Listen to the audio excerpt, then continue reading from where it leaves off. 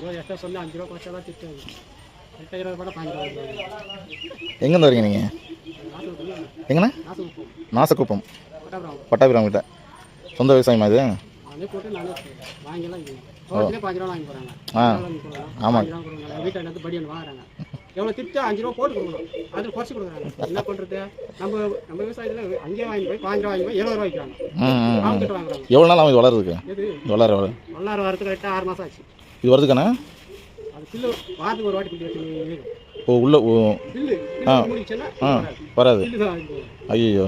ஆளை வச்சு அதை ஆனால் கொடி மாதிரி தான் வரும் இல்லையா? அப்படியே பார்க்கணும். படந்து வரும். இப்போ கண்டிப்பாக சொல்கிறேன். விவசாயம் நம்ம வீட்டுக்கு படியான எத்தனை கொடுக்குற 5 ரூபா குறைச்சி போகிறாரு. அங்கே வாங்கி 5 ரூபா அங்கே போட்டுரும்ல.